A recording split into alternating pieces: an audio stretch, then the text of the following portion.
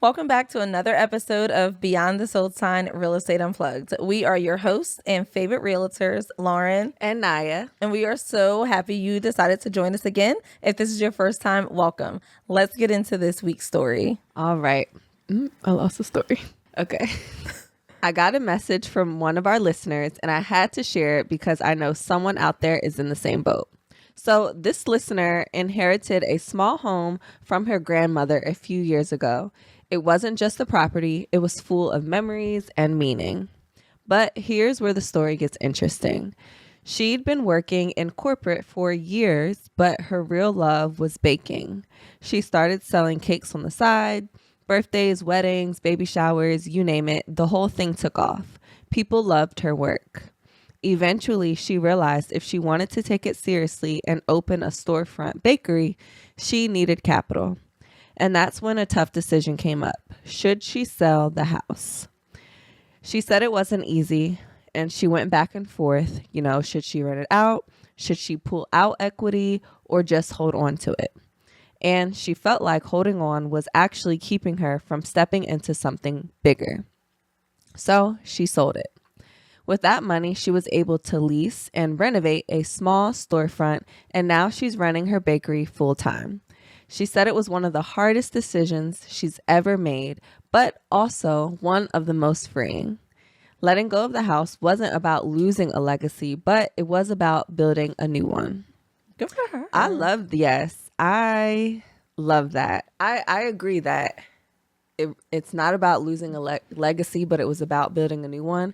And I really feel like that is the whole point of real estate, to be able to have the option to make decisions like that. Yep, it is. And that is why, passing down property and building generational wealth is so important. Her grandmother, really gave her the opportunity to be able to do that and to have that choice to make and that option. And we don't get just that having often. the option, right. Period. Because her grandmother, took steps during her life to build wealth with a home. What? That's was crazy. able to pass it down. Yeah. And it's do what you want with it. It's yours. So, have at it. And she's thriving in the business. So to sell your house, use that equity to fund it, that's everybody's dream right there. That's awesome. Where else are you going to get that amount of lump sum of money? I feel like having a house is such a good savings account. Yes. That you can't really tap into as easily as, if it's just in your regular, checking account. And it's something. She didn't have to take out a loan. She No. was just able to sell it and put the money right in there. And I plan on using our rental, which was our first house that we lived in. And it's been a rental for the last 5 years now. I plan on keeping that house. Forever. Yeah, well, I would Not love forever.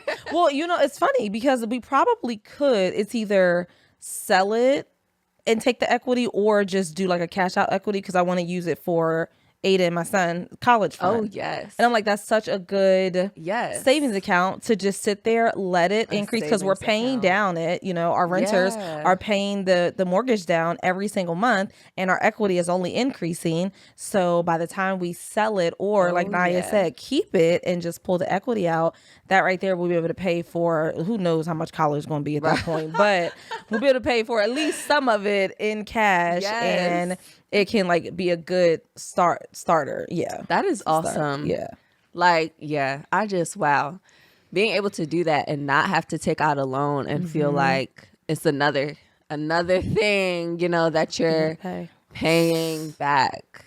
And that would have been a big loan to fund a business and a storefront and the interest rates and she must have really took off because for her I was wondering was she doing it in the house at first? Yeah. 'Cause I'm no overhead costs. The house is already paid off. I'm just going to use the house as a bakery. Right. And then this is what we're going to do. But it makes sense. So she probably was doing extremely, extremely well and was okay, I need more space. So let me actually sell the house. And I mean, it makes financial sense. Yes. So good for her, as she should. Good. And then, I like how you can kind of look like you said, you have the options to sell, and then you can explore all of your options and you're like, okay, what would it look like if I just took out the equity? What would it look like if I completely sold? What would it look like if I just rented it out? So it looks like she went through all of those kind of emotions up and down. It's like, okay, which way should I go? And she chose the one that was best for her during this time. And I know the bakery is going to take off. So yes, absolutely. And just the fact that, again, on the options, like that your option didn't have to be a loan, I think is like very freeing. And I'm sure, felt like, although, she went back and forth, it still probably felt like either way I go feels, like I can do it without putting myself, in another financial bond. Right. Because I wonder, did she go like and rent out? Did she go like rent something? Did she go stay with family? Because owning a business, and especially a storefront, comes with its own costs and overhead. So I'm sure selling it helped not only to fund it and to purchase that unit and the space, but also just in case something does happen, a little bit of money to fall back on, just in case, like a little like cushion or like a net. So I think that was helpful for her. So so if you have a business and you have a house and you're like, I cannot continue to run my business from my house, because I'm sure that's where most people start. Like if you can't continue to do it and you're like, okay, I need to find, listen, it's either use other people's money, or, which, I mean, at the end of the day, when you're selling, you are. I mean, so you could sell your house or pull the equity out. I don't know. That would be hard for me, trying to figure out if I would sell and then just go and rent something, because shoot, rent is like the same price as my house. And I'm like, was the house already paid off? Like, did grandma pay? I feel like it was. Pay the house off, so like you don't have any. What do y'all think? Do y'all think that was a good idea? Like, for her to fund it and knowing she probably didn't have a mortgage on her house. Yeah. Do you think it was a good idea to sell it and then pay for a storefront and then probably have to rent out something else for to live? Did you buy the storefront outright? So she leased it. You leased it. So you're paying. Yeah. So she's at least paying the rent on the storefront. Okay. So that is something to consider too, because if you were living in the home, it's mortgage free, and now you're leasing the storefront and you're also leasing maybe somewhere to stay. That is something to consider. Yeah. I think. Hopefully. Well, I think there's a sacrifice or like a compromise. Still with any. Essentially with any decision. So really think about it, and really think about the options and really have a solid business plan. And like for her, like, okay, she's been working corporate traditional for years and also doing the baking business for years, so she has an idea of like what she's maxing, what she's making with the baking and like where it can go. Right. So I think like having the business plan, your profit and loss statement, and really seeing how you can maximize it if you do XYZ scenario or if you do ABC scenario. But having a solid business plan and as accurate prediction of numbers as possible is important to help you figure out which direction to go and to be aware of which sacrifices come with either direction. Because if you're sacrificing maybe like the personal space from getting to personal space and like freer living as far as like low cost living and the grandmother's home, but now you maybe have to rent something either in an apartment building or some other kind of rental situation, like figuring out what that compromise looks like and what it's worth, and maybe a timeline, right? That it is something to really consider and think about. So just make sure you run all your numbers, and you have all your options when the time comes, and that's something you are thinking about, because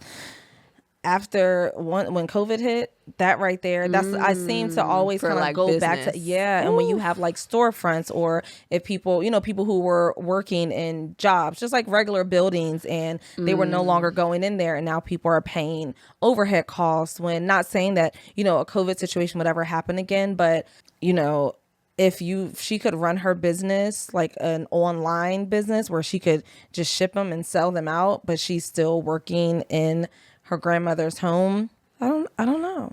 Or purchasing, or using that, selling the home and purchasing another property where it could be both. Where you could live in it. Ooh, and now that, okay.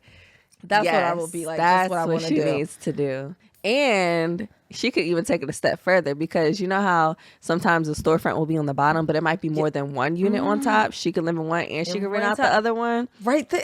See? All right. That's not looking too bad. Right. The options that you get. Okay. So I'm hoping she thought about something like that, and not just a full storefront. Looks like it was just a storefront, but hopefully she could buy the whole building. I know. Now that would be a great move. But then really, she's not even... She can still have a mortgage that she's financing. She can put much more down. And it's a mixed-use property. So it would, So she could put more down, and she can rent out a portion and still have cash like left over from the sale. Yeah, that is the way to go. That is the way to go. So that was looking real good. I'm like, oh, okay, I could do it that way. Yeah. So that would be that I love. Yeah, that's a suggestion. I think that's a good option to go for sure. And she could take it even further. If she has additional space, she can, depending on like what the space looks like, but it can also be like a part-time event space, or very small like event space that she can rent out also, if there's a certain like section or like like that space that we went to. Yes, that space was so nice. It was ideal. It was perfect to do that. I think I've never thought about that until we went there, and I was okay. That's a good. We gonna give y'all some good options. We got some good options for y'all. Okay, and these are all investments too, which is great. So selling grandmother's house don't look too bad actually right now. So okay, y'all got some options. Call us before y'all decide to sell. We'll talk y'all through it. So I love this episode, and this was something different that we actually haven't spoken about before. So thank you so much for writing in and letting us share your story. We will wrap up this week, and we appreciate you guys coming. Please don't forget to subscribe and follow us on YouTube. You can also find us on Instagram, Facebook, TikTok, and you can listen and watch our podcast on your favorite podcast platform. We look forward to seeing you guys next week.